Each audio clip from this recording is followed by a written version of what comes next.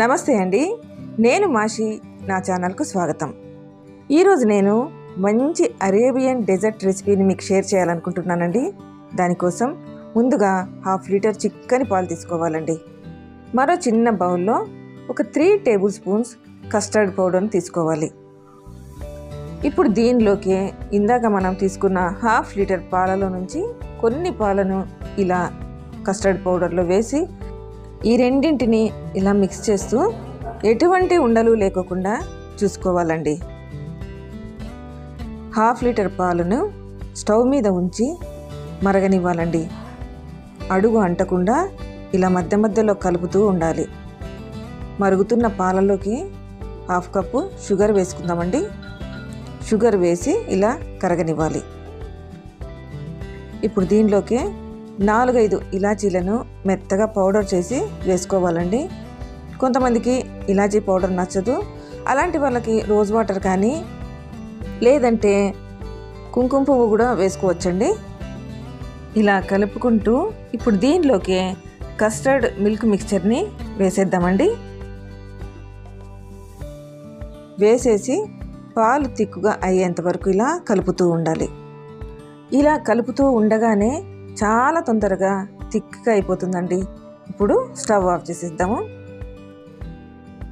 ఇది చిక్కబడిందా లేదా మీరు తెలుసుకోవాలి అంటే కలుపుతున్న స్పూన్ని వెనుక వైపున ఇలా చిన్నగా ఇలా గీత గీస్తే ఆ గీత అలా పడాలి చూడండి. ఇప్పుడు ఈ బౌల్ తీసుకొని బ్రెడ్కు సైడ్ ఉండే బ్రౌన్ పార్ట్ అంతా కట్ చేసుకొని ఇలా నేను చూపించినట్టు ఈ బౌల్లో పట్టే విధంగా ఒక్కొక్క బ్రెడ్ పీస్ని ఇలా అరేంజ్ చేస్తూ వెళ్ళాలండి. దీనికి తగినట్లుగానే మనము బ్రెడ్ స్లైసెస్ని కట్ చేసుకోవాలి. మళ్ళీ దీనిని బేక్ చేయాల్సిన అవసరం లేదండి. ఇది ఇన్స్టెంట్ డెజర్ట్ అండి. మనము ఇంతకుముందు ప్రిపేర్ చేసుకున్న కస్టర్డ్ మిల్క్ మిక్చర్ని దీని మీద ఇలా వేయాలి. సేమ్ ప్రాసెస్ని ఇప్పుడు రిపీట్ చేయాలండి. మళ్ళీ బ్రెడ్ స్లైసెస్ని ఇలా లేయర్గా వేయాలి. దీని మీద కస్టర్డ్ మిల్క్ మిక్చర్ని వేయాలి. దీని ప్రిపరేషన్కి పెద్దగా టైం కూడా పట్టదండి. చాలా తక్కువ టైంలోనే ఈజీగా చేసేయచ్చండి. ఇదంతా వేసిన తర్వాత దీన్ని ఫ్రిడ్జ్లో 1 గంట పాటు పెట్టేసేయాలండి.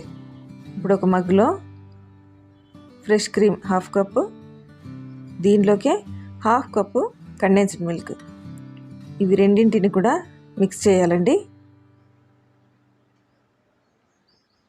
ఒక 1 అవర్ పాటు ఫ్రిడ్జ్లో ఉంచిన ఈ కస్టర్డ్ మిక్చర్ మీదే దీనిని వేయాలి. వేసేసిన తర్వాత దీన్ని ఫ్రిడ్జ్లో ఉంచేద్దామండి. ఇలా తయారైన ఈ డెజర్ట్ మీద సన్నగా తరిగిన బాదాం పిస్తా పలుకులని స్ప్రింకిల్ చేసుకోవాలండి. మినిమం 4-5 అవర్స్ ఫ్రిడ్జ్లో ఉంచాలండి. ఓవర్ నైట్ ఫ్రిడ్జ్లో ఉంచితే ఇంకా బాగుంటుందండి. 4 అవర్స్ తర్వాత ఇలా ఉంది చూడండి. చాలా తక్కువ ఇంగ్రీడియంట్స్తో ఇంత రుచికరమైన డెజర్ట్ని మనం ఇంట్లో ఈజీగా చేసుకోవచ్చండి. ఒక్కసారి దీని టేస్ట్ చూసారా మళ్ళీ మళ్ళీ కావాలంటారండి. ఇలా కూల్గా సర్వ్ చేసుకోవడమే, అంతేనండి. మరి మీకు ఈ వీడియో నచ్చితే లైక్ చేయండి, షేర్ చేయండి, సబ్స్క్రైబ్ చేయండి. Thanks for watching.